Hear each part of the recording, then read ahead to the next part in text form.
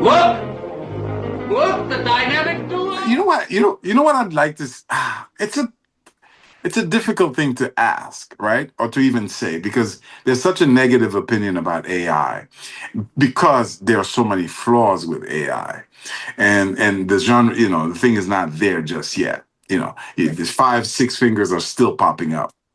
Having said that, I think I'm ready for a full-on AI movie, man. Me too. I think I'm ready for it. Me I too. think that, you do a material and you hire a crew and you make the AI not have six fingers and you pull out some of the acting performances, which is what they're getting, acting performances. The problem with AI is they're getting really brilliant performances with terrible flaws, like really obvious flaws. But if you remove the flaw, and you just keep the good, you can piece a very good story together and tell a story. Amigo, I honestly wish and think that Nexus would work beautifully Oh wow, as an AI produced piece. that's a brilliant point actually, because that's actually a brilliant point, particularly Nexus, because Nexus has so many weird characters and non-human characters, and almost, to be honest with you, impossible characters. Like, Yep. because Steve Wood's style, emulates Space Ghost, and it's a very, some of it is very cartoony in many ways, and he combines both genres together, which would be very, very difficult to do as a live action.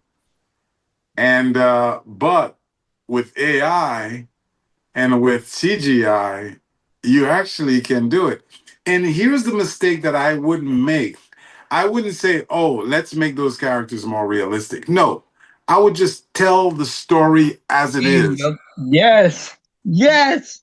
Keep it as This it is.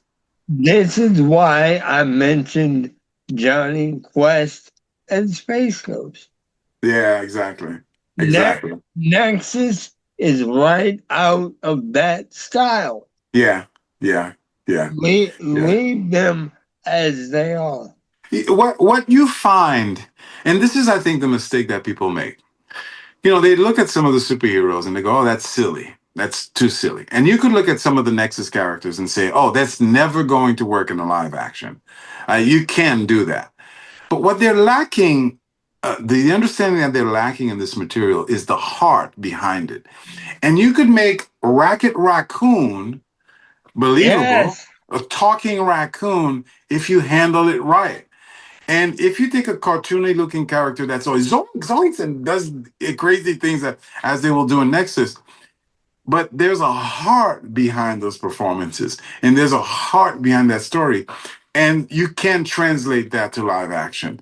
Don't betray the genre, do it the right way, and people will love it the same way they love the comic book, the same way.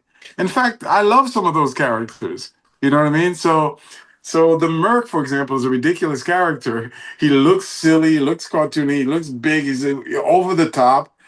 But the Merc is the Merc. I don't want anything else but the Merc. I would love a stuffed Merc. What, the stuff? A stuffed one to sit in the corner.